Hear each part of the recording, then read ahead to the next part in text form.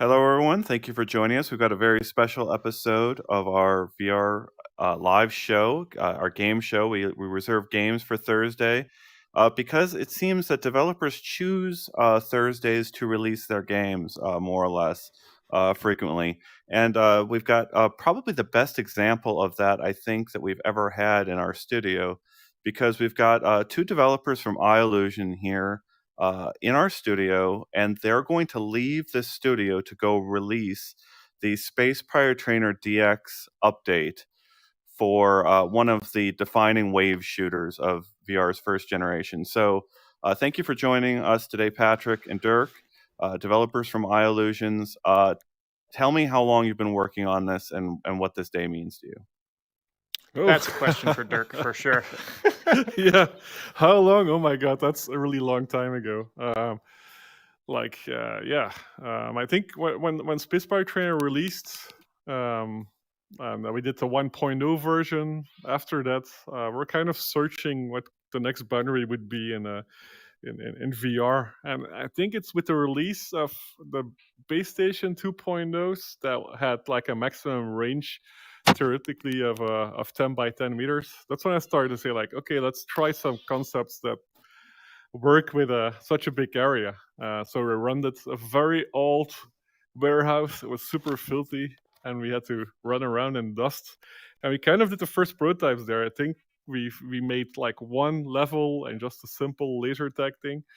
So yeah, and that's like 3 years ago.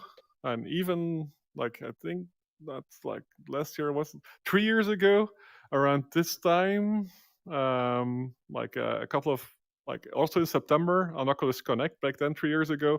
That's when we first showed it to Oculus even. So it's more than 3 years ago that we started work on this. Yeah.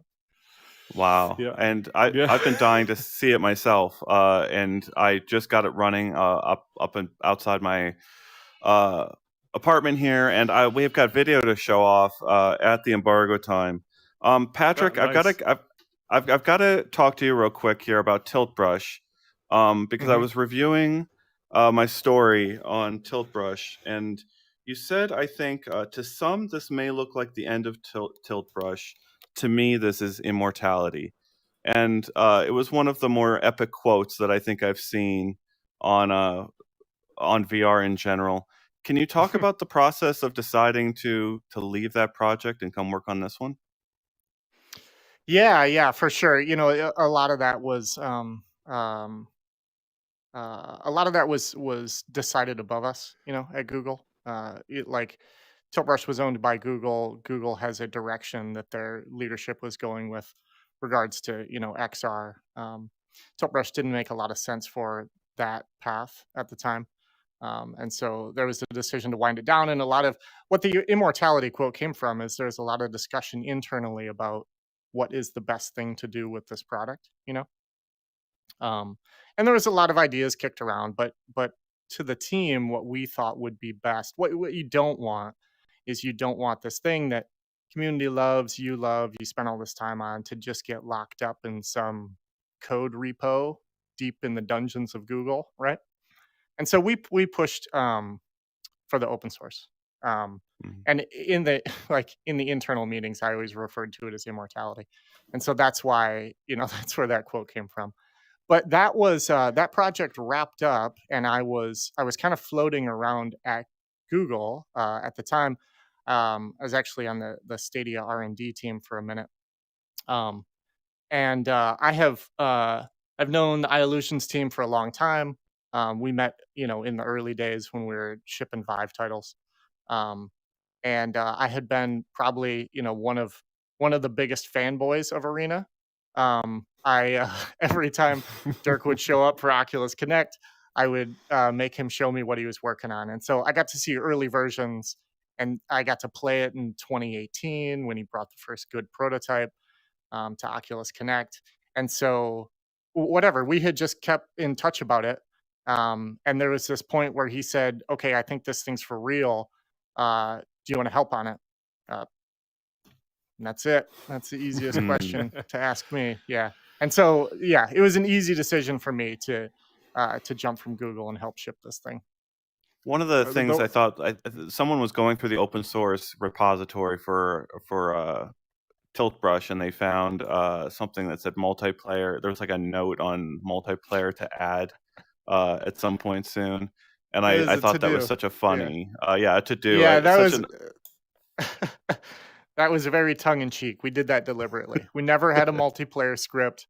We wrote that script specifically for that joke, just so nice. just so we could do that. So Um, this moment of I've got the screenshot up here of this moment when you're actually able to get a 10 meter by 10 meter Guardian up and running in Space Pirate Trainer, and it's what unlocks the whole mode. So only once you've got a Guardian that actually meets the requirements, 33 feet by 33 feet more or less in either direction, this little button becomes active, and you can get in there with another person. Do you expect this is going to be as big as this type of playing video games or playing VR? Is it going to be as big as paintball or laser tag? yeah. You never know for sure. Like if you've played, like, I was a bit underwhelmed by laser tag. Like, I like doing it, but if you've played this, and you would have like a slightly, like, this will get better the bigger the area can be. But if you actually see the lasers flying around you, you can actually dodge them. It makes so much more sense. It's really cool to have stuff that's visually way more intense, and audio-visually, even like audio, and you really feel that you're in there. With laser tag, you kind of feel that you're playing a role-playing game. Like, you have to have a lot of imagination to make it really work. And it's also easier to cheat in this game. Like, you can really do, like, we did a competition yesterday, and it really works. Like, there's strategy to it.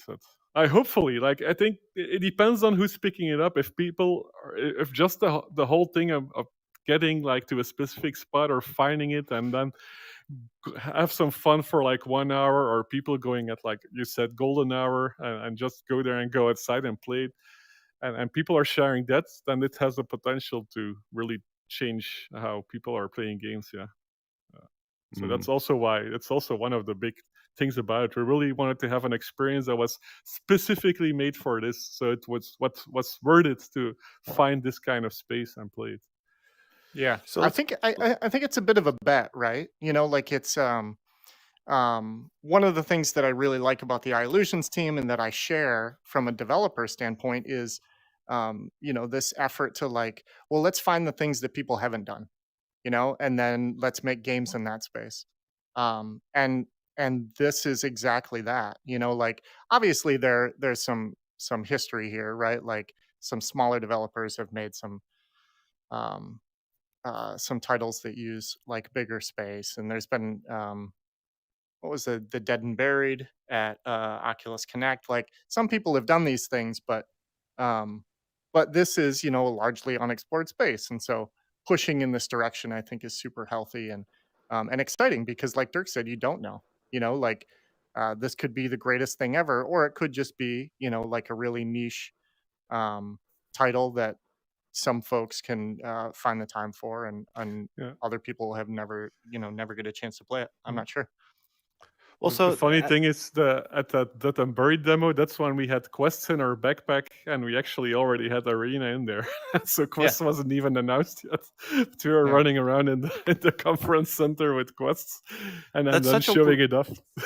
that must be such a weird time, since you've got it up and running. You see the potential. Facebook is showing off their own demo. I think this was 2018 Yep. Yeah. when they showed off that Dead and Buried demo, where you've got 3 people on either side. It Yeah. seemed like it was an even larger space than is required for Space Pirate Trainer, Yeah. Mhm. and then it just kind of disappeared. It fell off the radar. This whole potential avenue for development. How did your The- conversations go with Facebook? Well, And it was kind of a yeah, different setup. This setup was specifically made for LBs, in my opinion. Also, it made like all those walls physically, so they didn't have the thing about how are we handling virtual walls and getting people back to like the real area, and also people were never close to each other, so they didn't have to care about like the danger of colliding against each other. So it was kind of more of like shoot at each other at a distance kind of game. And while we wanted to bring like hide and seek kind of meets tech game, so for me personally, yeah, like at that point, we really wish that people were playing Arena and they were showcasing it, but Oculus didn't know about it. It's actually the first time we showed it, and we've been able to show it to some really like core people at Oculus, and they saw the potential, and that was really cool. Oh, is Ian? Yeah, I'm coming back. Sorry. He's there. 1 second. My cats have decided to have the mother of all epic cat fights in my bathroom, and it's driving me nuts. All right. Yeah, but that's weird. Also, so development was 3 years ago, but we kind of took a break early last year because first of all, we knew this was going to be a hard sell. Like if a company like Facebook wasn't supporting us for something like this, it would have been super hard to make this work. And also then the whole COVID thing happened, so it was a bit weird to get people together in spaces. So we kind of put a hold on it, and then Facebook started supporting us and believing in us, and that's when the whole thing started rolling again.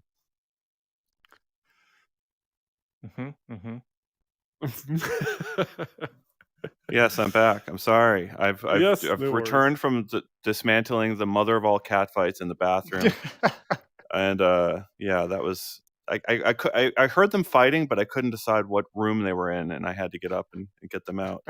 It's actually an interesting segue to sort of like safety, because like I always think of my cats and my dogs when I'm entering VR. This is a game that we actually go outside and play a little bit. If you feel comfortable with your space, if you feel you've got a safe space. How many lawyers did you talk to in the development of this game? Wow, we just have one really good lawyer, and we just kind of wave when you're playing Arena. First of all, it's in the Oculus terms that you have to make sure that you have a safe space. So yeah, it's kind of the same thing as having a safe 2x2 or 3x3. You could run over your cat in a 3x3 as well. You have to make sure that the area is safe. That's why also Oculus says use it indoors as well, because there's less chance of that there's something happening around you. Of course, this will get safer and safer, like with pass-through, and there's a lot of options there in the future. But yeah, you just have to make sure that you're playing this safely. You could use a tennis racket as a boxing, as something to hit people with as well. You can also just use it to hit a ball. So it's kind of the toy, and you have to use it wisely. Yeah. Not we're not speaking for Facebook legal. No, sorry. And and certainly I think that Facebook's Oculus's support of this game shows that this is a direction that they want their platform to explore, right? But they also need to move cautiously into it, right? Like all of their legal text says, don't use it outside, make sure, everything is safe. And so when you extend it to such a large space, you just need to make sure people aren't going to hurt themselves, right? And so I think it's something that from a product side, they want to see pushed forward, but they have to move slowly and make sure that everybody's on board and kind of like moves forward slowly with them with the technology. So, two questions from our audience. One of the questions was asking about whether this works, whether you have to have 2 copies of the game if you have 2 people logged into your headset, or whether 1 copy will work on 2 devices. Yeah, you need to just you need to invite your friends, so you can do family sharing with another account, but you need to invite like another Oculus account or Facebook account on your headset. So for now you need 2 accounts, yeah. But you could also, if it's a family member, you can also use a shared account and you can share the same game and then just invite the other player. Yeah, you need 2 different players. Okay. Yeah, 2 different accounts, certainly, because that's how the multiplayer works. In terms of 2 copies of the game, like I have 2 quests and I have a shared account between them, right? So I have 2 quests, 2 accounts, but I only purchase things with one account, and then it shows up Mhm. on both. And I have been able to play DX with both those headsets against each other. Okay, Um, great. So we've heard it from the mouth of the developer themselves that I think I'm only like I'm only like 90% sure. I put you Yes, on I the think. spot here. I The other know, I know, people I I've know. tried it. We tried it as well. It works. Yeah. Yeah. Okay. Good. Okay. Good. So the other question out there being this trend that I've noticed with Pistol Whip raising the price up a few dollars, as well as Walt of the Wizard raising the price of their game a few dollars and changing the title of the game. There were people asking about whether this was ever conceived as a separate app or whether where in the process you decided to actually roll this into your main game. Oh, yeah, that was a very big strategic decision. Yeah, I think at some point we were thinking about making this a separate thing, and also depending on what kind of attention this game would get. But like as time moved on, we realized, okay, like we have a couple of hundreds of thousands of people of playing a Space Pirate Trainer on Quest, and if you would have all of those playing versus mode, even you immediately have like an audience that is playing a multiplayer game, so you could actually have a fun experience. While if you just release a new product, you have to find the audience, and those will have to get into the game. Also, we saw that if you release something like Arena, it's only playable on a 10 by 10 like a meter arena. Yeah, it's kind of difficult. Like now we have a game you can play in a small room and even seated, because I did a lot of development seated. But you can also play Space Pirate Trainer in a big area when you get to a big area, and it's super fun because it really shows you that it was made for moving, that whole game. But you can also play Arena, and you can play Arena single player on it, and you can play Arena multiplayer on it. And so at some point we just decided, yeah, would probably best if it's a different name, because this is actually made for Quest. Currently, this is the device that has the audience first and has the tech to make a game like Arena work. So let's just make it a specific version with include multiplayer and Arena, and let's just give it to the people that already own it as kind of a gift.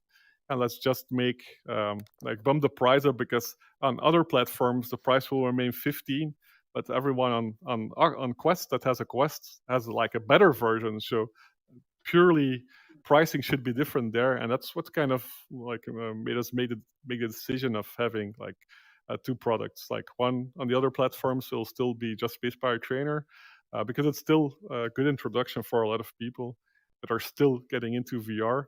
And on Quest, it automatically becomes DX, and you get Arena with it. Yeah. So you can This get this Arena product for being $10.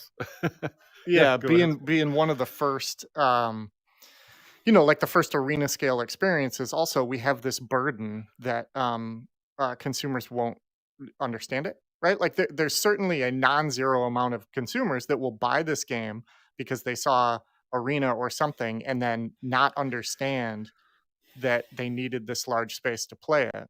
And so coupling it with classic Space Pirate Trainer shields against that a little bit, in that like you're not going to be disappointed if you buy Space Pirate Trainer. Like the game's amazing, and so yeah, until these these sizes of experience become self-sufficient on their own, I think this was a nice step up, a nice crutch Yeah. for it. It's also like when you have that amount of people and they get something for free, they'll even the only thing they need to do now is find a large space, because they don't need to pay anything more. So even if just like 1% of everyone that owns it goes to this large space and plays it, that's already so many people that have this like new out of this world experience, and that's for us, that's worth it. Like getting those people in there and hopefully them sharing it on social media.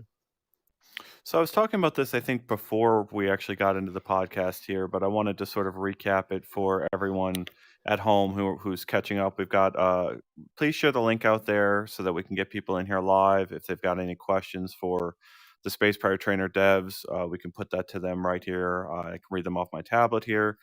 And what I was, to recap sort of what the update is today, there's versus mode and arena mode, both of them getting rolled into the main version of the game on Quest. It's only coming to the Quest wireless standalone version because it's really the only fit for the game right now. You can play the arena mode, which requires a 33 feet by 33 feet space or a 10 meter by 10 meter space, single player against bots or multiplayer, uh, whether you have someone in the same space as you or right next to you in an adjoining space or in a faraway other location that you just use matchmaking to connect with them. Um, as far you've got an alignment system if you're doing it in the same space where you both have to face the same direction and press the button to align the play spaces in the same direction. Um, and you need a Wi-Fi connection. That's the biggest requirement. Is you can maybe hotspot your phone to both quests if you're at a place that doesn't have good Wi-Fi, and should that be a pretty decent experience, even if you're using a hotspot for that? Yeah, we've tried Yeah. it at really remote locations. So it kind of just checks your IP address locally, and then afterwards it's like a peer-to-peer connection. So should go fine. Yeah, Patrick? I mean the game uses very little data, right? Like it's just kind of like position movements and when shots are fired and stuff. And so really it shouldn't be any more taxing on your mobile connection than I don't like Rocket League, right? Like it's just kind of a pretty lightweight multiplayer experience.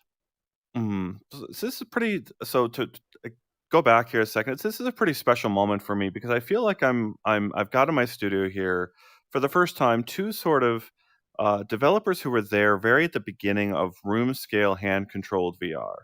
And if we go back there to when Chet over at Valve was sending out 5 kits to developers who were showing promise, and then Oculus getting Touch out there a little bit behind.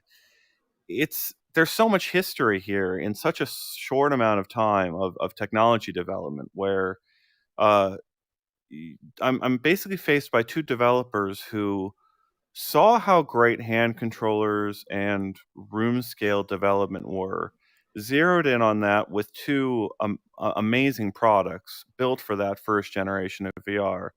And here you are, kind of teamed up as like a super team to go and say, hey, this is actually pushing the bar forward in a pretty substantial way, in a new direction. And the thing that I keep noticing in our comments is people like, who's going to have the space for this? Who's going to actually go and have an arena to go and play VR? And the thing that I want to convey to those people is having two people that had like the first generation of Chaperone, right? If you go back to more than 5 years ago now, if you had a Vive kit and you walked up near the edge of the room, you would see a barrier, a line to tell you you're actually walking out of your play space now. Stop what you're doing. You're going to injure yourself because you're entering untracked space. And uh, speaking as someone who has gotten to know those barriers intimately for 5, 6 years now, I've learned to walk at a very slow speed in VR. I just it's innately built into me that I'm not going to go a certain amount of fast in VR because I've just hit my arm too many times on the objects right outside my play space, and it is just so freeing and new to realize that you don't have that anymore in Space Pirate Trainer DX and with the arena mode. And I guess, it, did you guys have an aha moment with the Quest development and with realizing that the barriers were big enough to realize that was going to be a compelling thing? And it's so weird for me to have you guys in the studio, like, you think this could have an opportunity, but you don't really have any idea how big a market is out there for this product, right?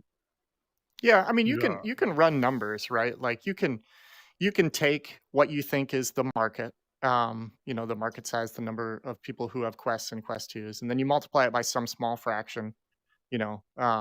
of people who could go find the space or whatever. And so you can kind of like figure out your total addressable market there. But I think I think the important part is that we're not. The motivation to do this isn't because we believe that everyone will just go, buy a house with a 33 by 33, living room or whatever. It's more that like Dirk did a bunch of experiments. Dirk and the team, the iLlusions team, did a bunch of experiments, and they found something that was so unbelievably fun that you can't not make it. And at that point, I was lucky enough that they showed it to me. And then later they asked me if I wanted to work on it. And it's one of those things of like, I can't not. Like this thing is so fun. It is so fun. And so yeah, you're right. And I'm sorry to all those people who it's going to take a long time for them to, find the right spot or get a basketball court or, like figure it out. But I promise you it's so fun. Yeah, it's just finding those spaces. It'll be different. It'll be different in like, imagine if this is going to be a success and a lot of people will be playing it. It's going to be like there are going to be places opening specifically for these kind of experiences. If this becomes a success, and we might not need to worry about finding a space in like 2 years or 3 years. It might go super fast because people, the only thing they need, it's like just an open space. Give me an open space without direct sunlight. That's like a bit lit, that it's not completely dark, and you can play those games. You can play whatever you want, and that's, like every time I'm walking around now in a city, I'm thinking like, where could you play Arena? And yeah, I completely get all the comments, but you cannot have this experience without having this kind of size of experience, because in the end, it's not just a shooter; it's a hide and seek meets tech game, and we need that space to make this work. And we just took like the most fun elements out of all the gameplay sessions we had, and just like put that together, and that's what became Arena. It's just a process of like, we were running around with the headsets in our office, driving around with go-karts, skating, just see what kind of tracking was working. And we ended up with 10 by 10 because we thought, okay, it fits in a volleyball court, it fits in a basketball court. It definitely, like, it fits in like a lot of sports. And we felt that whenever we were like smaller, like 8 by 8 meters, for example, you kind of lost two like hallways already, and it felt like, okay, now it's way harder to play hide and seek. So like I told, like if you look at like 2 or 3 years from now, and the new headsets coming and maybe bigger spaces, like even in 5 years, what happens if we have 10 or 20 people on a soccer field and we're playing a crazy battlefield together?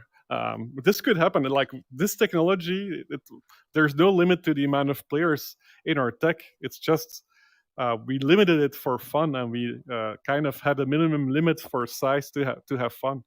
So I just wanted to, whoever wants to try this and whoever plays Arena will have a good time. And like this was kind of our, yeah. It's kind of a balance. I think the soccer example is a really great one, right? Like you extrapolate out into some potential future, and the headsets are lighter, and they, put a mobile chipset in them, or I'm sorry, a mobile antenna in them, so that you don't need Wi-Fi or something like that, right?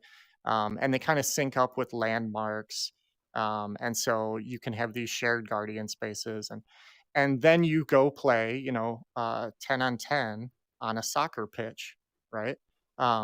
There's an argument that's like, who would ever be able to play soccer? It's like, well, yeah, you got to go to a soccer field. That's what it is. And then, what as developers we would make is we would make an alternate version of soccer that uses all the fun things that a video game can do, right? So like, it's everything that a video game can do. Whoever invented the tennis rackets, they also asked people to go to a 24 meter by 12-meter space Yeah. to play tennis. So if everyone would have told them back then, oh, I'm never going to that kind of space, it would never have become a sport.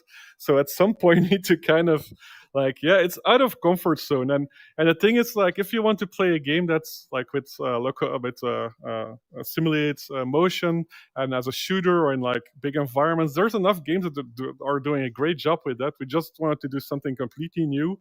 And the thing is, yeah, you need a big space for it. That's kind of the downside. And hopefully the thing by itself, finding that space will be something cool that people are sharing. So two questions from our audience here. One asking about how the customizing of the arenas works. And sort of a related kind of question there is, I guess this one is for me, is when you're increasing the price, do you intend to use that money to build more on this game going forward? Two different questions. Which one do you want, Dirk? You take the business one. You get the business question. I'll do the business one. No, like we've always said, we want to work on arena, and if it's fun and if people are actually going to arenas, and if it works out and people are having a lot of fun and there's an audience, we'll definitely work further on it. We have a lot of ideas.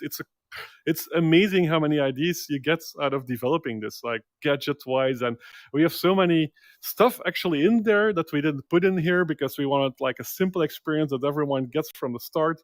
But there's like crazy slow orbs moving through corridors already in our versions that for example Patrick made earlier this year. So there's a lot of stuff that we could do, but the thing is we first need to see if it's going to be a success and if people are actually playing it.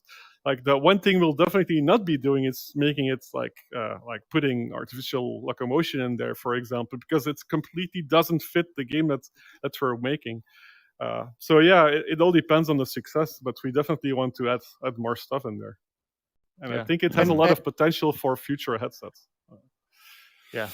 And for the level editor, so the level editor, when you I don't know if you guys have a screen of that, but at the lobby, you can select which level you want, right? Or you can select one of your custom levels. And every player has 3 custom levels. Yeah, you can kind of see it there. And then you jump into the level editor in one of your custom levels, and you're in a 10 by 10 space that is completely blank. And you have this little gadget. And the gadget, you can draw square walls. And the dimensions of the square walls, I'm definitely going to screw up if I try to say it. But it allows you to block out kind of these like block levels. So think of them, more similar to Minecraft than like customizing them by putting in chairs or something like that, right? And then from there, if you're in a multiplayer match, the other person can be in there customizing them with you, so you can create your levels at the same time. And then when you jump back out to the lobby, you can play that level and go fight each other in the arena. The custom levels are also supported in the single player mode. The one thing that we don't support right now is kind of like a global database of levels. There's no way to like upload and share your levels right now. There are very easy ways to, I created this really cool level. I invite you in, Ian. We jump into the level editor. I show it to you, and you can save it locally. And so there is kind of a way that you can share levels. But everything in Arena is built around like playing with your friends right now. There's no like global matchmaking. Everything is it's kind of encouraging you to be with your friends and play it. So what about blocking out real objects and kind of tailoring what you build to a physical environment? Is that a step you expect people to take? Is that something that will work? I hope they're all playing in a completely hazard-free environment, because like that's what, like if you have poles in the middle, for example, you would block that out. Okay, it kind of works, but if you're if the rotation goes wrong or something, because it can always happen. It's tech and it still has flaws. You can end up like walking into that pole. So like the real thing is here, like just play it on an open space. But yeah, I think in we theory, would strongly discourage against trying to block out a pole that's in the middle of your room. yeah, that would be pretty dangerous. Like if you have if your spot is big enough and it's an open and safe area, like there's not a lot that can go wrong. Just always have to be careful, of course, because there's another player in there. But yeah, just play it safe, and I wouldn't play with poles somewhere and block them out, or couches or any kind of that stuff. While it's possible, like we would strongly advise against that. But yeah, one of the cool things is like if people find like a big spot and they just want to try out if a 5x5 meter arena would work, they can just draw it themselves, and they'll quickly see that it's way more fun in a bigger arena, because you can't do any of the hide and seek gameplay in such a small room, I guess. Mm-hmm. Interesting. I guess I'm trying to picture the mechanics of how that multiplayer building would actually work out. Like, are we going to see people that are I think the temptation to put foam stuff in your play area, like put soft things that you can actually hide behind and feel that physical contact if you run up against it. It is a really fun element of some of these arena experiences. Like I've seen it a couple places have that kind of barrier system set up. So I guess it's tempting for some people out there to maybe think about if they could align, their friend is on the other side of the country and somehow had access to some foam or cardboard, setting up some kind of barrier like that seems like it would be tempting to some people. It happens that the way that Dirk came up with this system a long time ago of when you're in arena, you're in a large 10x10 space. We have virtual walls. What happens when you step in the walls? And the solution that Dirk came up with that is in arena right now is that you are transported out of the game world and you go to a place that we refer to as the void space. And the void space is just a black grid. It's open. And when you're in the void space, you can't shoot. You can be shot. And you need to exit out of the void space in the direction that you came in it, right? And we wove this into the gameplay so that when you get shot, you're transported to void space, and then you need to go find a void space exit to reboot back into the game world, and that's how the shot based gameplay works. The problem with setting up a pole in your room or like a chair to hide behind or something like that is that the void space does not show any of the virtual environment. And so, for instance, we have a big space. We set up this cool, bean bags or cardboard thing that we can hide behind. We create our custom level over top of that. You shoot me, the representation of the world or where those beanbags are is not there in the void space. So then if you're running across the map to get to a spawn point, you're going to trip over it. And so there's a couple of, that's a super important one. And then there's another one is, if you would create something like that with blocks, right, with foam blocks, you would only be able to play one level. While here in Space Pirate Trainer DX, you could just who's going to play Space Pirate DX in always the same level over and over if you have a choice of 5 levels and a level editor? It would be weird. Also, there's this kind of offset that will happen. That's why we also have a pretty big warning cylinder around the other player if you're playing co-located.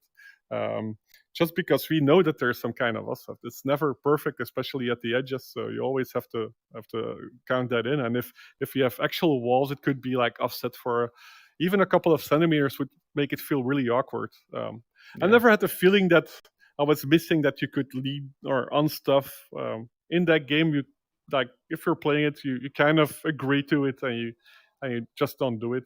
I don't feel you're missing out by not having physical contact with walls. It is one of the really amazing things about the game is how quickly your brain switches over to I'm running through these corridors. You made this comment about when you first got into room scale, you would walk slowly and you didn't know where the edges were, and you've kind of gotten used to it at this point.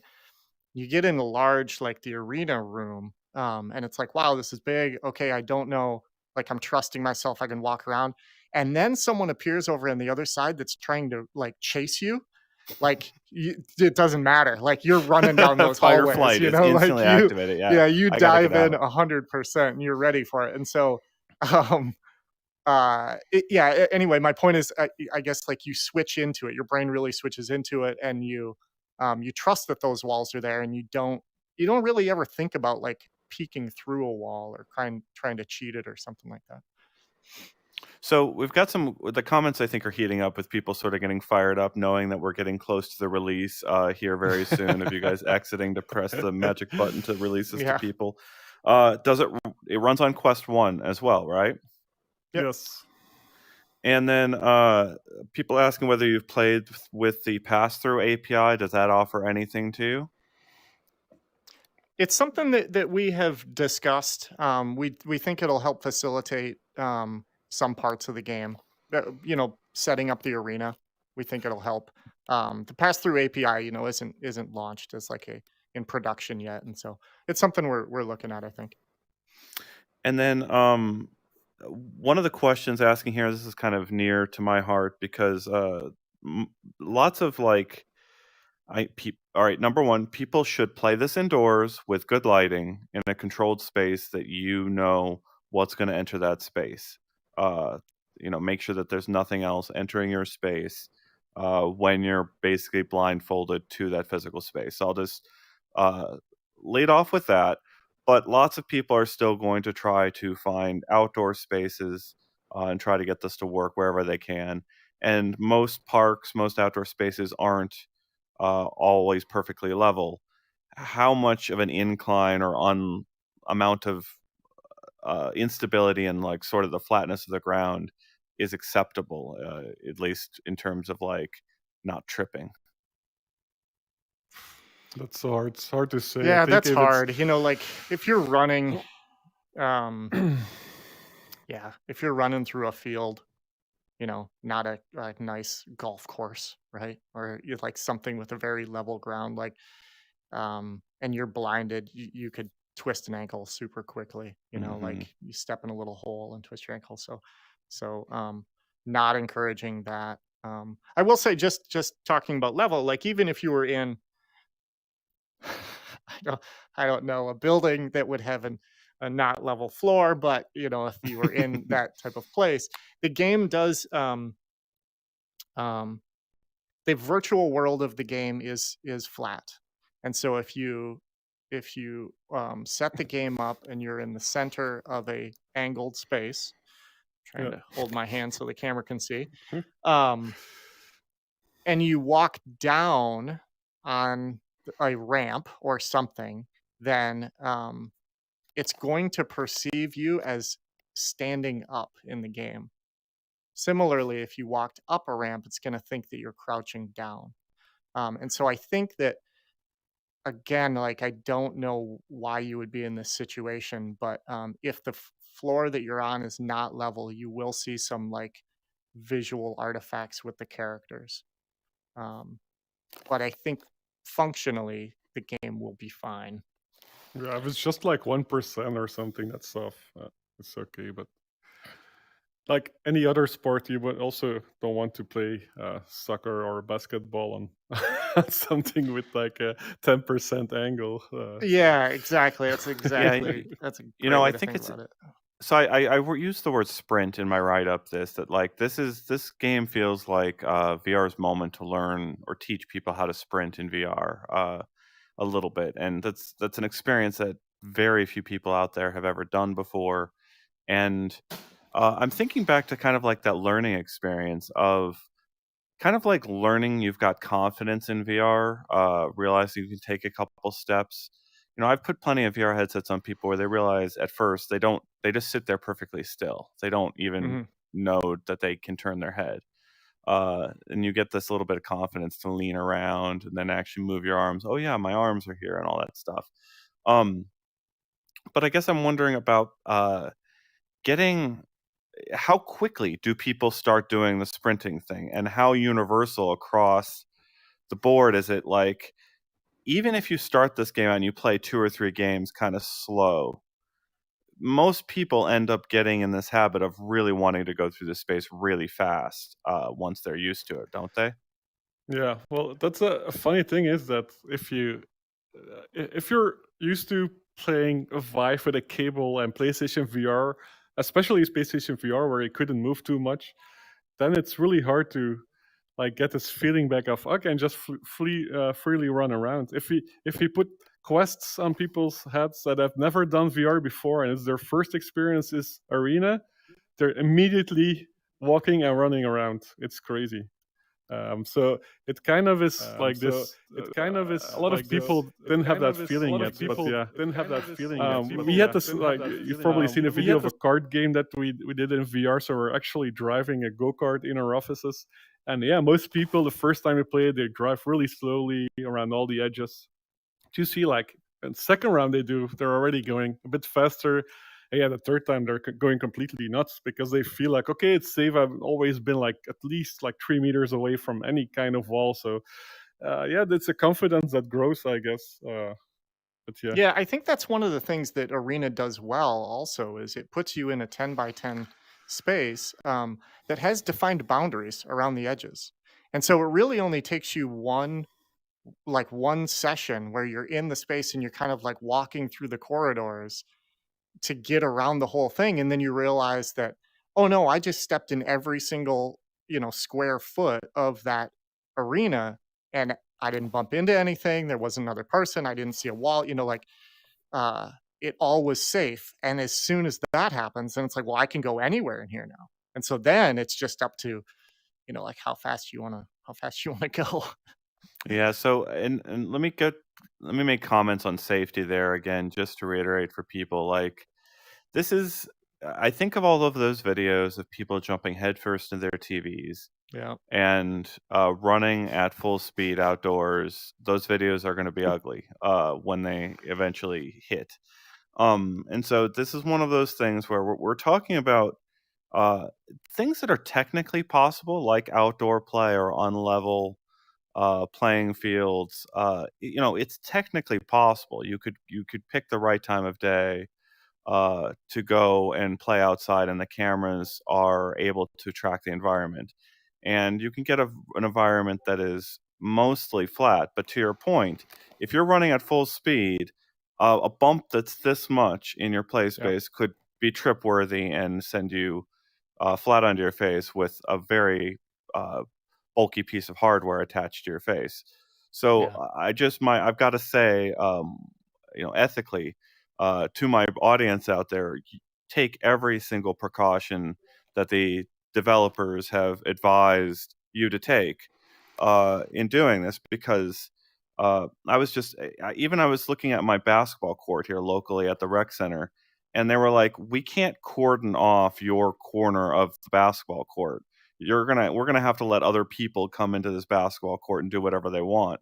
And so there's potentially basketballs flying around my play space at any moment, ready to slam against the side of my head because I can't see it.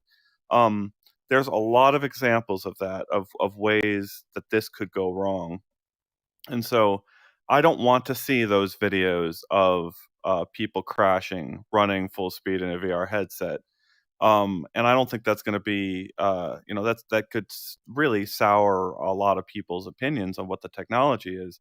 So, take as many precautions as you possibly can if you're going to do this out tonight. Indoors, safe space that you can control. Make sure that the co-located sync up is exactly right. Is there a way? It's a really easy way to test that you've got a good sync up between two people in two different locations. Can you explain that process? To me, like, first of all, if you're doing it the first time and you have access to the tennis court, you can just set up like the 2 players on each side of a tennis court, just to make like, and you can play it that way as well. That's like completely safe, especially if there's no other people throwing tennis balls at you. But yeah, once you've set it up and you're looking like in the same direction, you kind of do a recenter, you step away from it. The other person goes to the center as well, looks in the same direction, does a recenter, and then what we do is we kind of step away and we kind of move the headset like up and down just to see if it's aligned to like the character or the avatar in your game. And when you're, the best thing is also to kind of go to an edge of the play space, because that's where the offset is usually most off. But like if it's almost the same like in the center of the space, the play space, it will be synced up during the game, unless if you like exit the play space for a couple of minutes, or you really exit the garden, or you turn it off and you turn it on again. You always have to make sure that you kind of reset. So whenever we play a game, we always check if the avatar is still at the actual position and the real player. Yeah. Thanks for like reiterating all of that stuff about safety. It is super super important to us. And honestly, I would even encourage folks to go out. You know, if you're playing 1v1 co-located with your friends, invite some more friends. Uh, because people are going to want to try it, but it also it gives you kind of like people that are watching, watching Yeah. for rogue basketballs that fly in, or like Spotter. It s- definitely seems like something you should really have a spotter. It seems like a best yeah. practice to watch the people that are in VR and protect the space. Because yes, this can get moving so fast. One thing I wanted to, if you've got any last questions, put them in the comments, because I think you guys need to go launch the game here in a sec. I wanted to ask one question about the regular versus mode. Can I play that co-op? Why can't I shoot down my partner's drones the whole You time? can. But yeah, we actually made co-op first, and then we stopped working on it because it was boring, and I didn't thought it was progressive. I'm sorry, yeah, it wasn't progressive enough. And we kind of figured if you see the other player not in front of you, because like that, it's kind of hiding your view of the other droids. But if kind of standing next to you, you see him struggling, and for every droid you shoot, there are actually more droids coming to attack him. It kind of gives this wonderful feeling. It also has this competition feeling. But if you shoot one of his droids, it's actually going to attack you. And if you feel like, okay, this is going way too slow, you just shoot all of his droids, and then you shoot all the ones that are coming at you, and then he'll get even more droids. So you can actually play this in co-op if you really want, but yeah, it's not the purpose. It's just way more fun this way. Yeah, we had co-op in there, and it didn't add much, in my opinion. We're just only focused to your droids.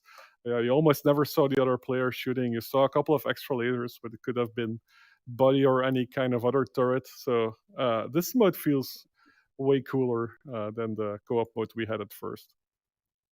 Thank you so much for the donation, Ton Hawk, out there. And I think there was one more question I wanted to ask you guys. People are asking about commercial licensing for this. Is that going to be a thing? Yeah, let's start with that one. Yeah, I think we kind of just decided that we'll probably just make it free for 2021, so anyone can just use it, and we'll get back to it next year. Just because, like, we think it could be like, also there's been COVID, so a lot of LB locations have had a hard time. Also, we don't have any specific LB tools yet, so there's kind of like you have to have those multiple accounts. And yeah, if this becomes a success, we'll probably do like specific features for LBs or for commercial licensing. But for now, like yeah, we're not going to sue anyone that is using our game commercially. So yeah, but do you use it safely? I want to reiterate that one more time there. Yeah, And I of don't course. think Yeah. I want to throw it out there that like we always are so careful about how we talk about kids using VR. And I just want to advise that, like, if you have a kid who very much loves using a VR headset, that they're still going to be blindfolded to the real world, and may get more confident more quickly than they should be if they go and try something of this magnitude. Yeah, So and I have to really advise people to be careful, more yeah, so in this than any other VR experience. I agree. I think the last thing I wanted to ask, and I'll just leave this here. 5 years from now, do you think we're going to have VR bowling alleys where people can bring their own VR headset or rent one out and play a game like Space Pirate Trainer DX with friends? I think it'll just be like specific open locations where you can play any of these kinds of room scale games. So, in my opinion, a lot of people should or will be like renting out like very open, safe spaces with decent lighting, and people just go in there and they'll play their own game safely. So, Yeah, I think that I will, yeah. hope that it's not exclusive. You know, I hope that Yeah. it's just kind of normal that the racquetball arena or the tennis courts are sometimes used by people wearing like computer goggles. Yeah, I definitely had that experience where I was the first person to go to my local rec center and say, with my VR headset in hand, and saying, "Hey, can I take this out on your court?" And I Yeah, definitely had that feeling of wondering how many people are going to be behind me in the next 6 to 9 months, yeah. asking that same question to play this game and others that come out. Yeah.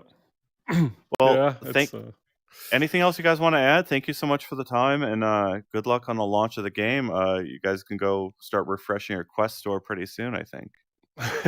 Oh yeah. yeah, I'm staring at this clock. We got 3 minutes. Yep. No, I mean, like, first of all, be safe, and second of all, have a lot of fun. Like, if you're trying to find a space and you have a good space to play this in, just try it. Even if it's just by yourself, try the single player mode. It's really scary. Like, it's a really good droid you're fighting, so make sure you play hide and seek against that droid. But yeah, with multiple people, it's super fun. So yeah, bring some friends and have fun. Yeah. Yeah. Awesome. Thanks for Well, having us, Ian. yeah, Yeah, thanks congrats for on the having big us. day. This is a wonderful moment for me to be able to mark this kind of moment in VR history, in my opinion, because I don't know. Maybe I'll sneak in one last question here, but I think everyone out there wants to see something like this on more than one standalone system. That they want to see multiplayer experiences of this magnitude, of this type, running on Yeah. VR headsets from multiple companies. And obviously, Quest is in a market by itself Yeah. in many consumer households right Y- now. And are you guys hoping for the same thing? Oh, of course. Yep. Of Yeah, course. of Yeah. course. But yeah, currently Oculus Quest has the users, and they also support this project. So yeah, I'm super happy that we could finally launch this, because we weren't always sure we were able to launch this. So yeah, but yeah, definitely. Hopefully, there's a bunch of cool new tech coming. I think everyone in the VR industry wants that. So let's see where it goes. Yep. Cool. All right. Thank you so much for the time. We'll see you. We'll have a gameplay here momentarily when their embargo lifts. We'll have a hands-on report with the DX update, and everyone at home should be able to start downloading this pretty soon once we let them out of our studio. So, thank you guys both for joining us, and good luck with Yeah. the future endeavors. Thank you. All right. Thank you. Thanks. Thanks, everyone. All right, we'll be back here in a minute with Jamie and Zeena for the rest of our normal Gamescast. We'll get into the latest reviews, and yeah, thank you so much. Give us thumbs up, and thank you so much for tuning in. It's yeah, I think this is a big day for VR. This is a one big example. Obviously, when we came into the studio, I'll talk to Jamie to make sure the embargoes are lifted, but there was another big embargo that more or less happened as soon as I came into the studio, and I don't know if we're going to get into that today because it's the games day. But let me see if you guys are going to join us. All right, we'll see you guys all in 1 minute. We'll come back with Jamie and Zeena.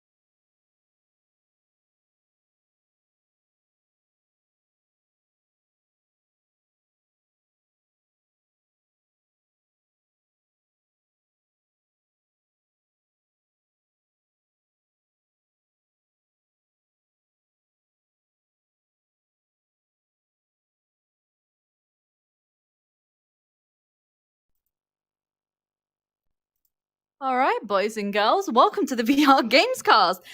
You were just watching the Space Pirate Training devs talking about the DX update, and yeah, that was a fantastic interview led by who is also joining me. Thank Ian you. Hamilton. Thank you. I'm here. Yes. I want to show the 8 minutes of gameplay up on our background, but I think I've allotted all my time for Space Pirate Trainer. I'm just going to make Jamie mad if I hijack the rest of this talking about my deep VR things. You're officially a space pirate at this point. You need no more training. No, yeah, I'm ready to exit You're- training. I've graduated. It's like you've 6 years. What is it? 5 years of Yeah. academy You're training. you're riding the cosmic waves and pillaging space villages. Oh my god. Anyway. Anyway, as you can see, the legendary Jamie Feltham is also joining us. Legendary. What did I do to deserve that? You got many legendary weapons during true, and- our Our stream, stream which yesterday. we'll talk about in a bit. Make the Oculus app better. That's all I've got this week. It's too slow and it runs like crap. I hate it. God's sake. All right. So, yeah, we've got a couple of news stories to get through this week, and then we will get on to our impressions of a couple of games. But I'm just going to say hello. I know you guys have been here for a while, but I'm just going to say hello to some of you guys. Opsar, Montoya, Go Green, and Game On. Absolutely, boy, welcome. Thank you for staying with us. And a special shout out to our members who support us every single month. Really love it. Thank you. You are our lifeblood. It is Devin Miller, Matthew May, Rick Ted, Robert Quinona, Steve Evans, Smash Reality, Adam Hartzell, John Westra, and Dominique Fruchtman. If you want to support us but you don't want to become a member, consider Super Chat. Consider I saw Super some Chat. of you guys. What's that?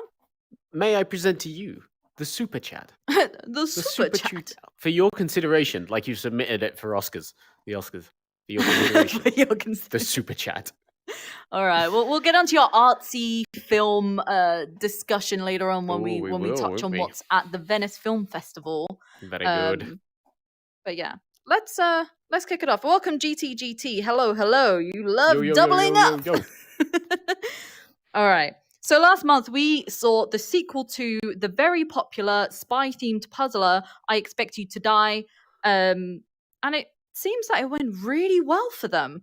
Apparently, within the first week, the game made $1 million. Bum, bum, bum. That's a very appropriate quote for this game. As Yeah, well, it is, isn't it? Can I do think how this? it's gonna- I don't know if You can absolutely $1 do million. that.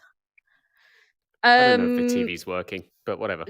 Just for reference, the first game I Expect You to Die made $3 million over 2 years.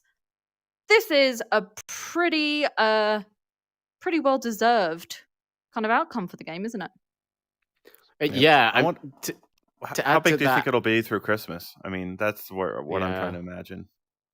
Yeah, you got to imagine it's going to be pretty big. Should they keep up with what they did the first time around of keep going with some free levels and stuff like that, which I'm sure after this reception they've been encouraged to do. What you said there about what the first game made in 2 years, Zeena, is really interesting to kind of splice apart and dive into, because that was done between 2016 to 2018, and that's just on PSVR and PC VR headsets. It was 3 million in 2 years, like you said. And then we got a rough figure in, I think, 2020 that it was one of the...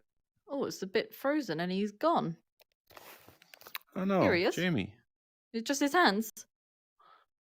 One hand. No, it's just your hands floating around.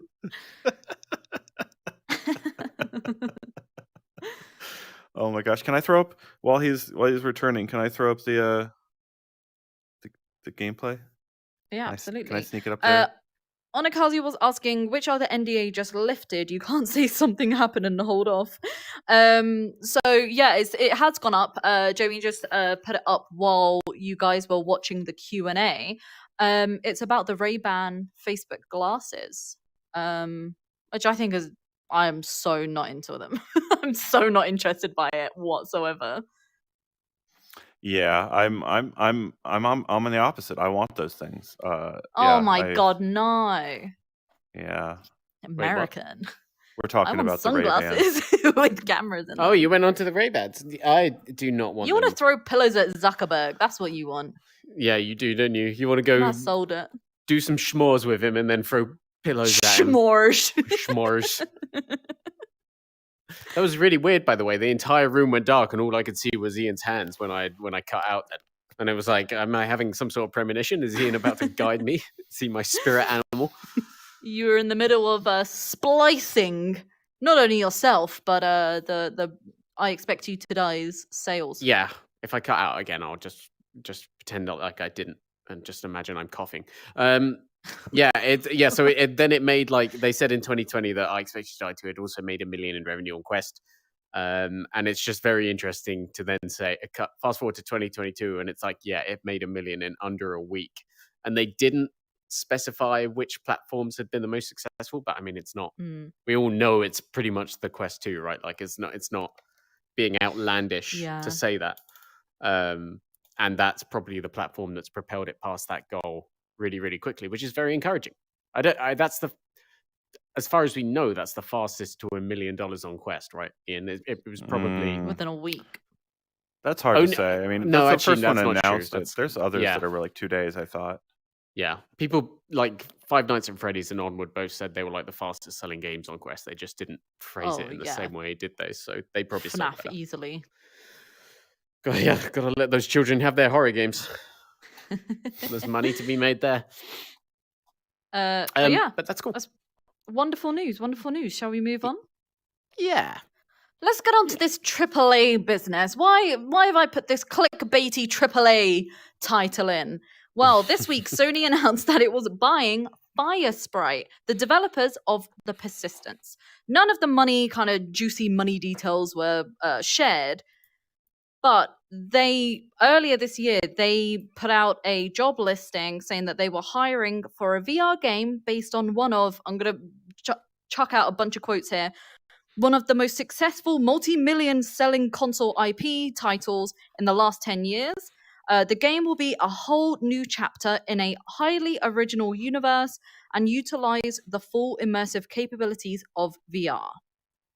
All entirely their quotes. Do you guys think that this is going to be a massive PSVR 2 title, or do you think there might be a chance that Sony might cut this off? It's an interesting one. The Firesprite team, I was reading, because there was an interview afterwards with Sony's head of worldwide studios. The Firesprite team is actually 250 people strong at this point. So it's a big massive deal over in Liverpool. Liverpool. It's over in Liverpool. Got me a bunch of game banned. developers in Liverpool. My studio. You guys are so British, it's disgusting. So yeah, but they're working on multiple projects. If you take a look at their job listings, they outline like 3 or 4 different like genres of game they seem to be working on, and one of them is an action adventure that in the job listing itself specifically mentions is a VR game. I'm talking entirely out of speculation here, but if I were to guess, I would say that project has always been a PSVR exclusive, just like the Persistence launched at. And it might have been like a timed exclusivity deal or something like that, but now it's probably going to end up being just a full-on exclusivity deal. You have to assume for potentially PSVR 2 that these guys will definitely be a big solid developer of flat screen games for Sony as well, because that's that they brought the Persistence to flat screen after it had launched in VR. And based on the rumors we've heard as well that Sony is interested in hybrid VR games, it doesn't sound like they'd buy someone that is just exclusively for developing VR games, especially seeing as they shut down that developer in Manchester a couple of years ago. Exactly. So I mean, we're all in a kind of fun PlayStation speculating mode at the moment, because that showcase is happening tonight, which won't have VR, but everyone's like, oh, we're going to see God of War, Spider-Man 2. My mind is like, what are they working on? Are they on a PlayStation exclusive IP? That would be very, very exciting. It's made up of former members of Sony Liverpool, who made the Wipeout games. Could we get another Wipeout VR game? I would love that. That's still one of the best PSVR games of all time, in my opinion. Still topping the charts on a lot of our lists for sure. Yeah. Although obviously, if it's an action adventure RPG, probably not Wipeout. But it could be, could be tied to a number of things. Could be tied to Horizon, God of War, something like that. Or yeah, Horizon was definitely what sprung to mind. But they said within the last 10 years. So it's a new IP from the last 10 years. Okay, so that further wipes out God of War and Wipeout. Wipes out, Wipeout. Wipeout. Yeah, that's why I said that, isn't it? My brain works in funny ways. So in my mind, yeah, Horizon fits the bill. I mean, again, this is extreme speculation, and they could actually be working on Knack or something like that. They might not even might be cancelled, might not even be a PSVR IP or whatever. But new one within Horizon the last 10 makes a lot of years. So I don't think Knack is on the menu. Goes to Tsushima. I'm ready for Knack 3. Knack 3 VR? in VR. Yeah, In sure. VR? Why not? You take off a little, ball that makes up your hand and you throw it. You're not even saying it as a meme, are you? You just mean it.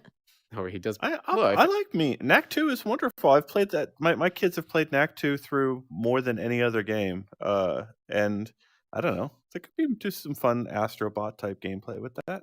Yeah, I agree. Ian's a family-friendly gamer at the end of the day. He values what the children like. Not my wheelhouse, but the Paw Patrols and the Peppa Pigs. Peppa Pig VR win. Keep Fortnite away from me. I mean, yeah. Oh no, come on. I'm trying to level up to 100. I'm on 81 right now. Basically got 3 days to just play it constantly. I keep seeing you go off about the latest crossover event in Fortnite. I just shake my head every time. Legit, Naruto next season. Let's go. Anyway, it's nice. Let's go.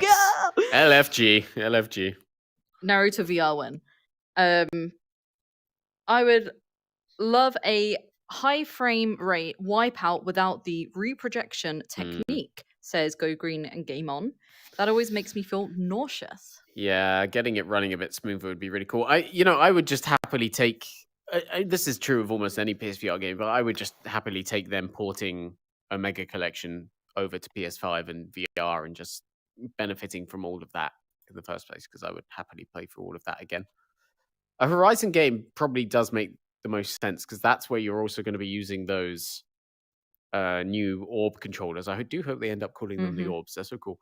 And those triggers, trying to get some resistance in the triggers as you squeeze down to hold pull the bow and stuff. That could be really, really cool. Oh, it makes perfect sense, and people have been talking about it a lot, right? Or at least rumoring it.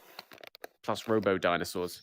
It's good, yeah. And it's also we don't know yet. We know that PS5 is a pretty powerful machine capable of doing some really cool stuff. We know that in terms of the VR stuff, Ian broke earlier this year that it's doing the foveated rendering with the gaze tracking. It's going to be really interesting to see how far they can push this in terms of VR visuals, because PC VR can go really, really far, as we know, but you need a really, really big, expensive machine. And actually, the only one to have pushed VR visuals on PC for some time now is probably Alex. And it'll be interesting to see Sony get those studios together to start pushing visually richer VR experiences out there and see what we can do with it. Yeah, for sure.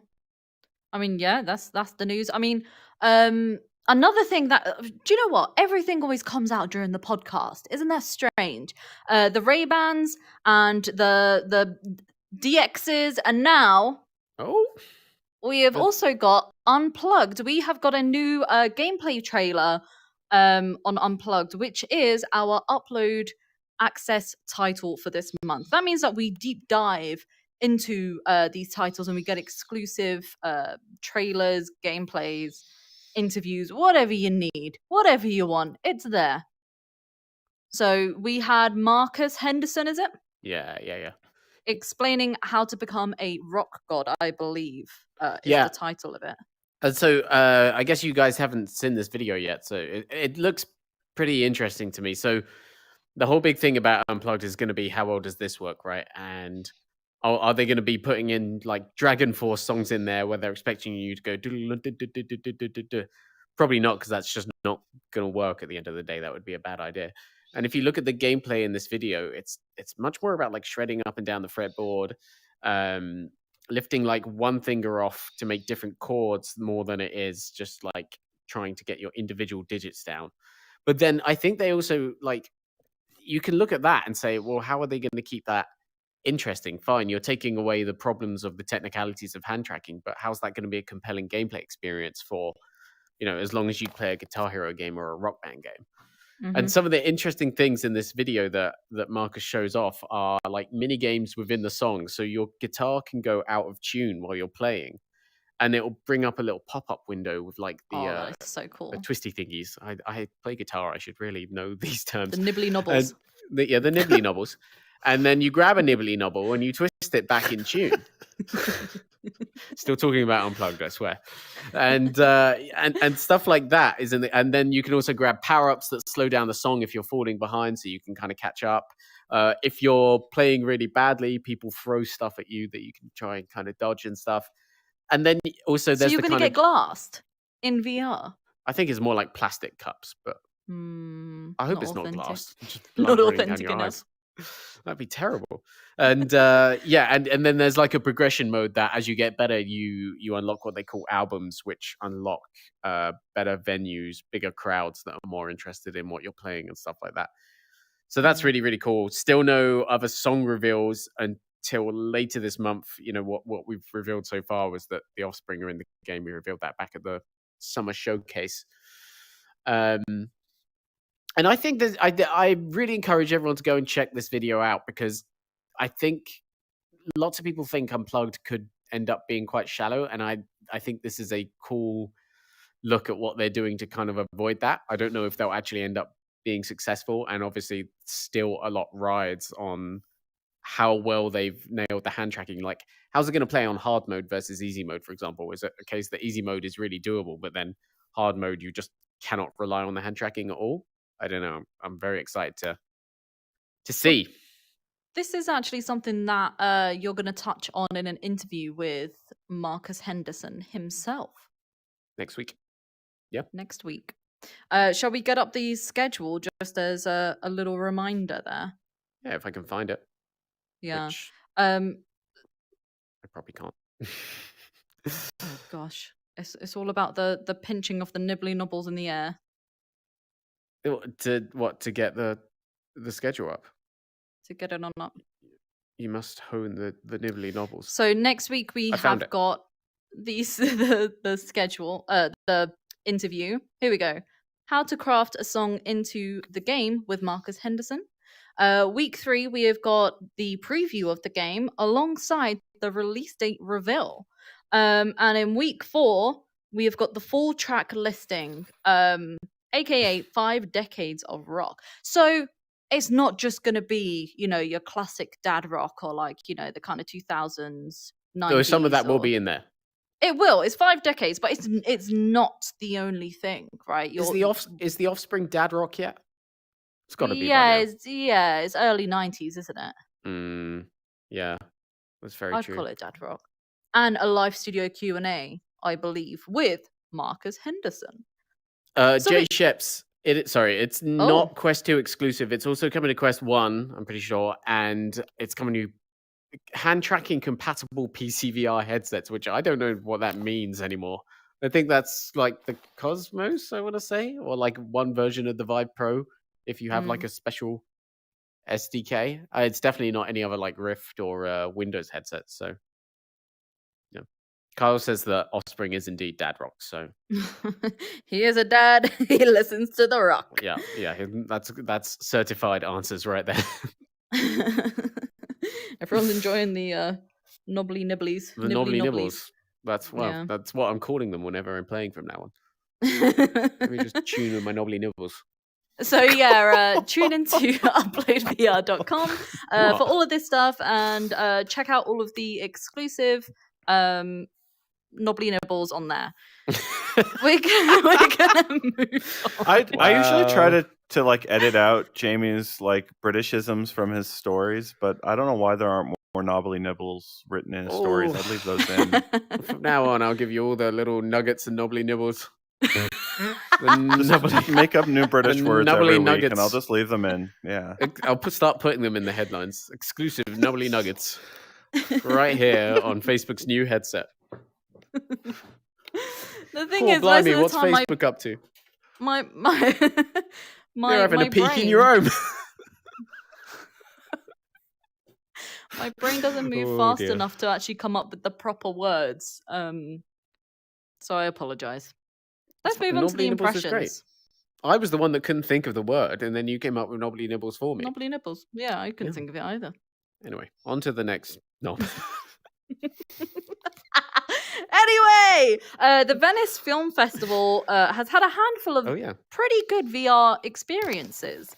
Mm. And I say experiences because it's not just films, they also have game elements, lots of them. Jamie has been our main correspondent for the Venice Film Festival. Let's touch on some of these. What's the first one that you want to Yeah, I'm glad mention? I'd forgotten I was going to talk about this. This is great. Yeah, so there's like 37 VR experiences showing at Venice this year, and I know it sounds like, oh yeah, we're going to Venice Film Festival. I just mean like it was a bunch of stuff I could download on my Oculus Quest because I got access, and I actually love seeing VR experiences at film festivals, not because I'm pretentious and artsy, although I am those two things, but because you often just see really, really cool, interesting new uses of VR. So the ones I was going to talk about today, they fall into that category. The first one is called The Last Worker, which is the only game in the list that's in the competition this year. And I've got to say, like, I've played it's like the first 10 minutes of the game that they submitted to the festival, and I was really, really impressed by it. You can read my impressions over on UploadVR.com. It's kind of hard to pin down what the game's going to be, other than to say it's going to be kind of like this really interesting, solidly presented, wrapped in a lovely bow narrative experience in which you play as a guy who, I'm just going to say it right now, seeing as he's in the chat, looks exactly like Kyle. Go and watch the trailer and you'll He looks entirely like agree with me. It's Kyle. a dad that listens to Offspring for sure. Yep. And he works for Jungle, which is kind of a riff on Amazon. Was like working in a warehouse, like putting the boxes into the right slots and everything like that. And it kind of like you get kind of a video, like this starting prologue where it seems like it's that kind of record scratch, yep, that's me moment, like sometime in the future where which he's at his wit's end and he's rampaging in the warehouse. Then we kind of cut back, see a bit about his past, and then get into what looks like it'll be kind of the crux of the game, which is that you're on this kind of hovercraft like machine. You're going through the jungle warehouse. You have a robot companion with you called Jason, called Spew, I think he's called, or something like that, voiced by Jason Isaacs. Skew, thank you so much, not Spew. And he's voiced by Jason Isaacs, best known as Lucius Malfoy in the Harry Potter series. I think that's Draco's dad, right? Is that Draco's dad? Big old rock dad. Yeah, Mr. Malfoy. That's it, Mr. Malfoy. And and so you're going through on the hovercraft, and what we've seen so far is kind of like a very story-driven. I don't want to quite say walking simulator because I haven't seen enough of like what you're going to end up doing in the game, but that's definitely the vibes you get in that first bit. There's really good voice acting in the game, as I said, Jason Isaacs, and then a bunch of other actors playing like 3 or 4 other characters. I love the cel-shaded art style in the game, which you kind of get a bit of a feel for in this key art here. But I played the thing on Oculus Quest, and it's coming out of other VR headsets and flat screen in 2022.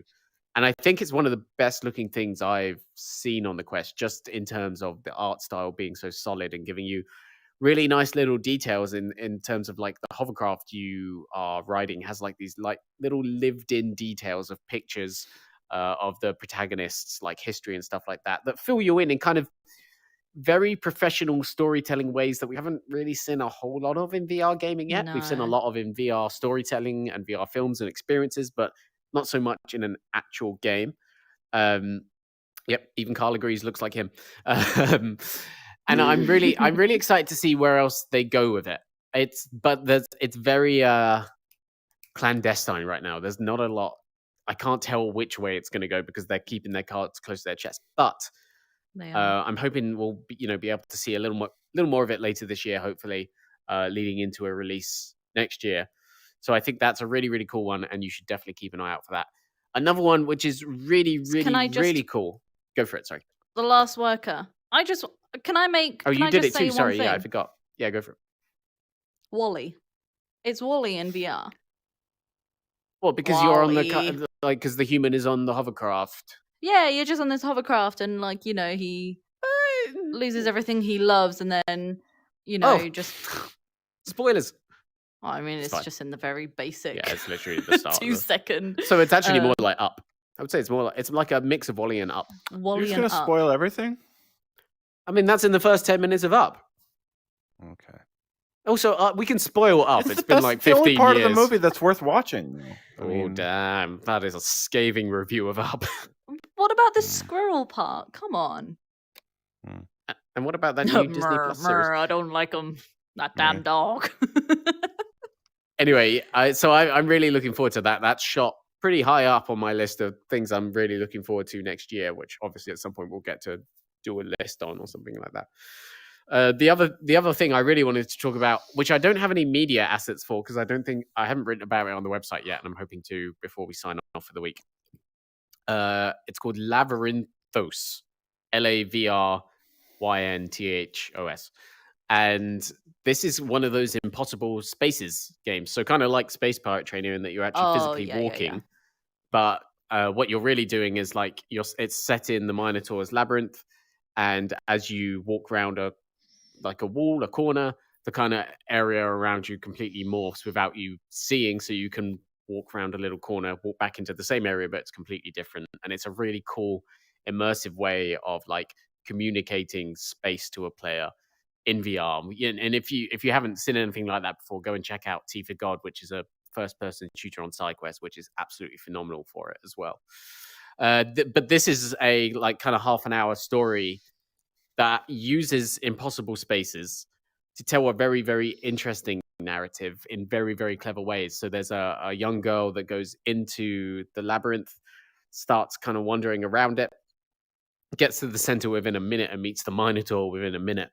And the Minotaur is like, well, if you lead me back out, I won't eat you, I promise. And she's like, actually, no, I'm here to be eaten, so I'm not going to do that. And it's a very interesting twist, and I won't spoil much more about it because hopefully it will be a thing that they don't fall in love. Spoilers. But hopefully that's something you can. It'll be on home headsets at some point. But after that, like it's just such a cool setting for the impossible spaces because obviously the Minotaur's Labyrinth, the legend of, or the myth of, or whatever you meant to call it, is like just that huge, overwhelming, complex, crazy environment, and you get such a sense of being in it just by the very process of the environment warping around you as you walk, and the sense of being lost and confused is really, really cool. It feels like being in a real maze, and that's a really fantastic experience to have in VR. And the way they do storytelling, and it's like sometimes it's third person, train set VR, which I'm always such a fan of. And you get to go back in time and see some of the characters' history. Sometimes they scale you down to be the same size as the characters, so you can experience it like a play in real life. How do you spell it? I loved it. I'm gonna type it out in chat. How do you spell it? LAVR VR YNTH OS. There we go, guys. I put it in chat then. Yeah. And that is that is.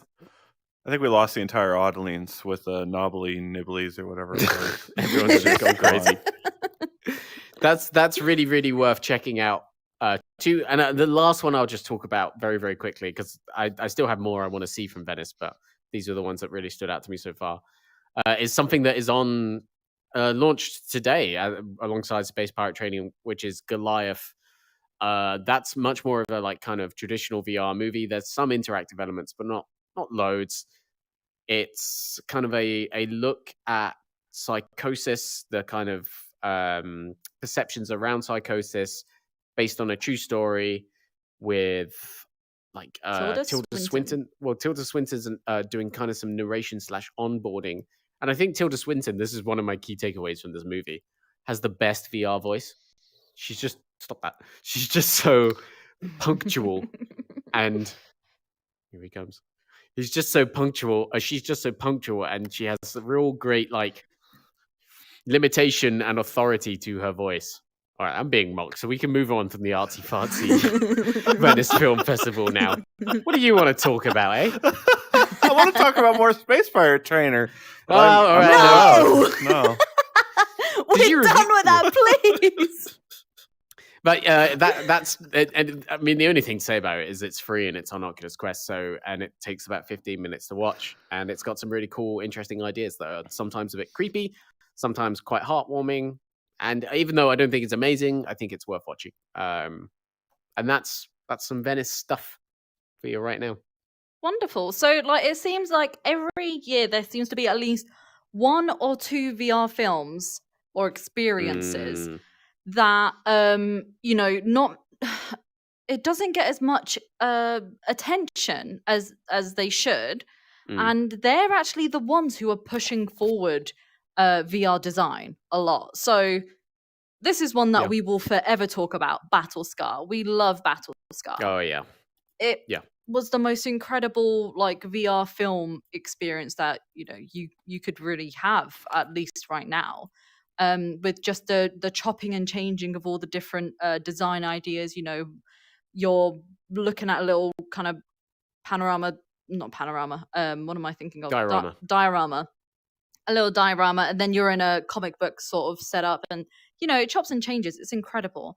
So the Labyrinthos seems I definitely like another one this year that is just going to be so incredibly stand out, because I don't think anything else other than Tea for God and that have played with this. Really done that, and it's a shame because it means you probably won't ever see it on the official Oculus Store. I'd love to be proven wrong. Facebook, please prove me wrong and bring it to the official Oculus Store, especially if you're allowing Space Pirate Trainer on there.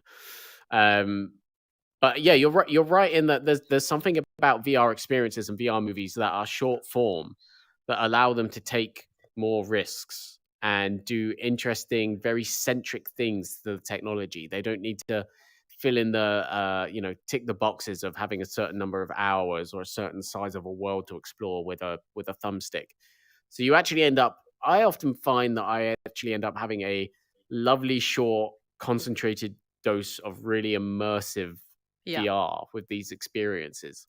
And I think in my mind, what I want out of VR gaming is to find a developer that is one day going to stretch all of that concentration out into something that is 10 hours and I keep coming back to it and everything like that. But for now, I understand that these things sometimes cost the same money as games, and they're also sold on gaming stores, so they're harder to find and harder to pay attention to. But there's just, in most I've seen, there's little snapshots every once in a while of something that I just think is really, really cool. Whether it's a character coming up to you and being like, pass me that over there.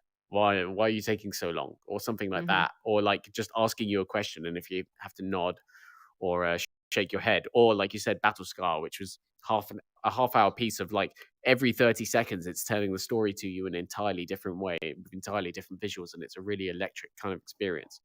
Yeah, it's all really, really cool. And maybe something we could talk about, like how that medium and storytelling has to move forward to be commercially successful. Because one of the other stories this week is that a production studio called Atlas 5 that did Battlescar, or worked on Battlescar, and a bunch of other ones like Gloomy Eyes, they've now launched a publishing arm. And it's going to be really interesting to see if they're able to move the needle in any way in terms of the visibility of these projects and how seriously people start taking them, essentially. Because if it's going to be anyone, it's going to be either those guys or Inner Space. those guys are great for it. Yeah, Inner Space do fantastic work on that side. Their first two experiences, the Le A Paris Fisherman's series, Tale. Firebird series. Well, they did two Oh, experiences called yes, of Firebird course. first, which are really fantastic, and then they very successfully kind of transfused that onto gaming with A Fisherman's Tale. I didn't think Mouse Maker was quite as successful, but it's still good. Yeah, I think one game that has brought that kind of atmospheric, not quite in the most hard hitting way, but the atmospheric side of storytelling with good gameplay is. Oh my gosh, it was right in my head. What happens in I it? listen to their playlist all the time. Oh, Arcsmith. Arcsmith. Arcsmith have done it very well. Yeah, Arcsmith was really cool for that. Very, very With interesting that. way to communicate with a character. I can't wait to see something that has really long form story. Like a lot of long VR games, even now, even something like The Walking Dead, right, which had a bunch of characters talking to you across like a 10 to 20 hour story. You were still essentially going back into the same environments and kind of interacting with the same characters. It wasn't like you were going on this blockbuster epic. So yeah, it's a really big challenge. And I can't wait to see more people tackle it. I've seen a couple of you guys in chat saying that Paranormal Activity is just launched on Quest. So there you go. Oh, really? Okay. Yeah, another surprise launch. No one said I anything think. about that, but okay. Yeah, literally nothing said Yeah. about most of this. Anyway, and now we move on to our last little discussion. Yesterday, you may have joined us for our live stream of Legendary Tales. Jamie and I went into local multiplayer to head into the dungeons to beat up a bunch of skeletons. Beat up the baddies. It was fun. It was really cool. But in a way more professional way, Jamie's going to give his impressions on Well, on the game. I'd like to kind of talk about it with you really more than give impressions, because here's an interesting thing. The game, this is a dungeon crawler. You go through randomly generated dungeons, get better loot, fight more powerful enemies, and then there's a physics-based combat system involved. So you can, if you hit a sword, it'll properly block, and if you stab, it'll properly stab. All the kind of blade and sorcery and boneworks kind of stuff you'd expect.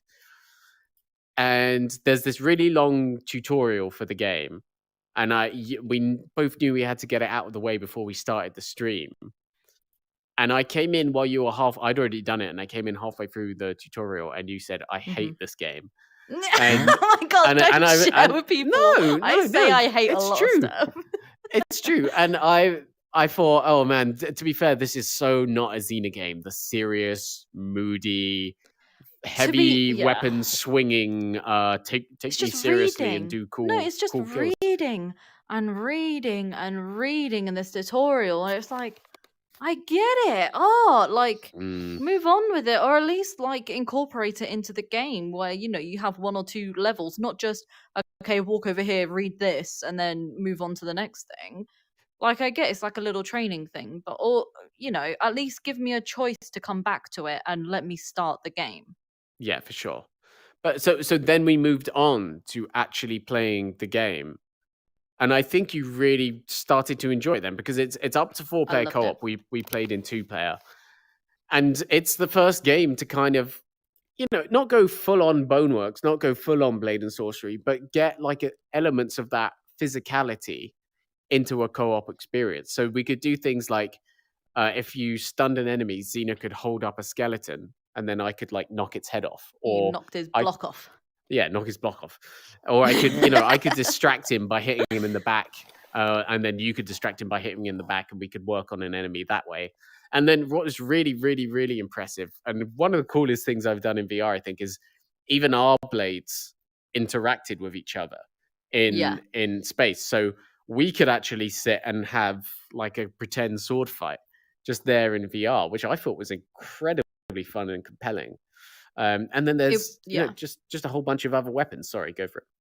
Well, it was the fact that we were on a local server, right? That there weren't any weird jitters. It didn't kind of bug out, and the swords were going everywhere. It was so precise, and it was genuinely impressive. I don't think you quite liked how the skeletons moved, but I loved it.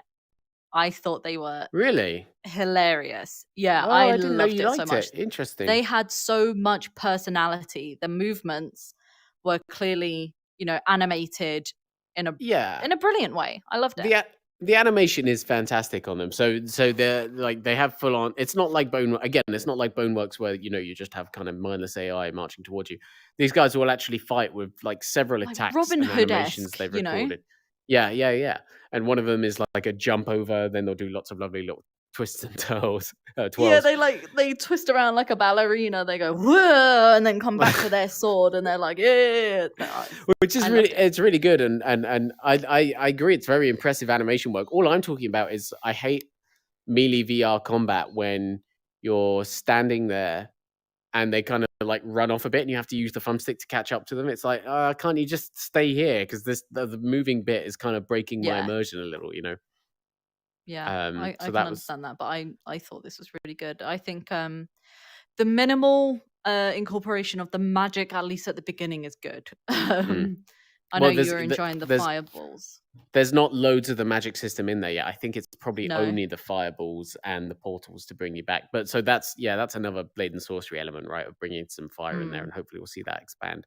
And it's out today on early access, and they're hoping to do the full launch. I feel like there was enough content in there right now, but they're hoping to do the full launch in early 2022 with more enemy types and more dungeon themes, which I think will be key because that randomly generated dungeon, that one theme repeating over and over again, I could see that detracting after 10 hours or so for sure. Yeah, they've got a great community of like beta testers who know basically everything about the game, and they came and joined us in the chat, and they were so helpful, and I think it's going to be a great community, and I think it's going to be a big community, especially with the multiplayer aspect. I think it's going to be brilliant. Yeah, no, I agree. And they have so many different types of weapons in there right now. So we played for about 2 hours, and in that time I've used daggers, normal swords, morning stars, like giant two-handed swords, bow and arrow, axes, clubs, hatchets. And it's not again, it's we keep comparing it to Boneworks. It's not just, oh, here's a hatchet and that behaves exactly how you'd expect. There's the RPG side of it as well behind all of that. So using a hatchet or using a sword, let's say a sword, you can do 3 types of attacks. You can do your slashing attack or a stab, or you can even hit them with the end of your handle for a bludgeon. And different weapons have different stats as to how effective each of those 3 different attacks is. So with a sword, you might want to be aiming for more of a stab because that will be more powerful. But then also on the other side of that is that you have your different attributes, and that strength is assigned to swords and those kinds of weapons. So if you use a sword loads, you'll level up your strength, you'll become more powerful with the sword. Dexterity is like your daggers and your arrows, and then you have vitality for your health and stuff. So if you get hit a lot, you end up leveling up your health over time anyway. And that's it's a good progression system that just gives you a little bit more of what you needed to flesh the experience out, and not just have it as one of those cool, but I'm only going to play this for 5 minutes and forget about it type experiences. I want to go back in and level up my my loot and my own character and everything like that. So I was really impressed with it. I was expecting to like it as like that fun kind of sandboxy kind of way, and it's definitely not perfect. It's definitely an indie effort, and it's definitely like the skeletons, if you fight them in an archway, get their swords caught on the walls, and that messes up their attack and everything. So it's by no means a completely smooth and immaculate experience. But in terms of that really fun physics-driven combat that VR does so well, this is a great example of taking it and actually contextualizing it beyond just the arena kind of environment we've seen in so many other games. And I do have an ache in my elbow, like right now, and my biceps and my triceps, just from properly trying to put so much into each movement. More consistently than, for example, a township tale, which, they say, really chop a tree. You can't just wee waggle and it's fine. You have to go for it. So this is, the same thing. And my arm hurts. Good old VR. Good old Doing VR. fake work real. Yeah. Is there anything else that you guys would like to touch upon before we wrap this up? Don't let him do it. Don't let Uh, him do it. just Not should not have about no, Space Pirate. yeah, no, yeah, I'm not allowed. Yeah, I knew you're gonna stop me there. I would love to. I still want to show that 8-minute gameplay video up on the thing. Just talk about it nonstop. No, I should have an interview with Supernatural superfan Chesney Mariani Oh, cool. up on the site by She's the really cool. weekend. Did an interview with her talking about sort of what she uses Supernatural for and how she's sort of embedded herself in this community that is just obsessed with fitness and working out in VR and this connection that they've got with the coaches in that app. Did an interview. It was really cool. It should be up probably tomorrow. I'm looking forward to Awesome. seeing that. I think that was such a cool little video, and yeah, I'm looking forward to hearing about it. Yeah, one of the few like marketing videos that Facebook have done where it's like, oh, this is actually I think it was done by touched my Supernatural. It heart. definitely had that polish on it that looked, but like, yeah, I think Facebook. It's interesting to see Facebook kind of latch on to Supernatural there as Yeah. a like this. We were kind of surprised that VR fitness is as popular as it is, and we're going to embrace it. Yeah. I remember RIP David and Jamie and I came into this studio a couple years ago now, actually, right? And we had a discussion about VR fitness, and I was just like, I am not into this, and I don't think it's gonna last that long. I don't think it's that cool. And here we are. I've been totally wrong. I've been the outlier. Well, I mean, the theme there is Space Pirate Trainer. In that interview earlier, I asked him, "Is this game going to be bigger than paintball and laser tag?" And I put the same question to Chesney about Supernatural and whether VR fitness could be bigger than gyms.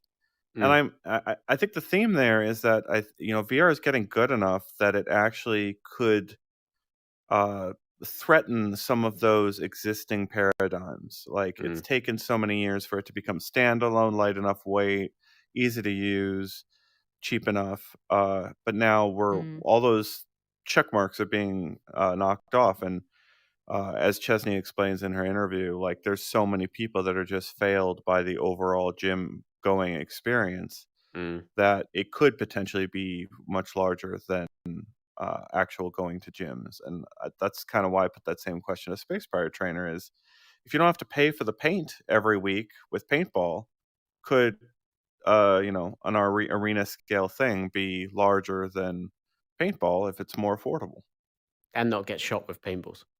Yeah. Which is not a fun experience. Go Green and Game On says, I like my lazy games in VR. Yeah, same. And that was one thing about Legendary Tales. I sat down and I was like, okay, I'm just going to play this sat down because it was about 29 degrees, which is very hot, and for us at least. And I was like, oh, I'm already sweaty. I don't want to do it. I calibrated my height and it just made me smaller and my hands were like tiny. So Ian, you'd really enjoy this with the little children's hands, just comically small. And I'm telling you, this would be an amazing game. All right, so what she's referring to is we've got this way. If I had my son can sit on my lap, the hands would adjust to his size. And have you guys ever watched Whose Line Is It Anyway? Yeah. Yeah. One of the games is you have another person operate your hands as you try to pantomime an experience, and you can totally do that in VR. You can have someone else have your hands. That's going to be a fun game. Yeah, I've tried to do that a few times when before I was on this podcast and Jamie would come in here. I think I was trying to do rude gestures with my hands, but I don't think it showed up. I'll give it a go another day. Cool. All right. I think we're going to wrap it up there. Thank you guys so much for joining us as always, whether you are here with us live or joining us on a streaming platform. Read up on everything on UploadVR.com, including all of the embargoes that have lifted today, our impressions on the various games that we have mentioned, and all of the news stories. And join us again next Thursday, same time, same place.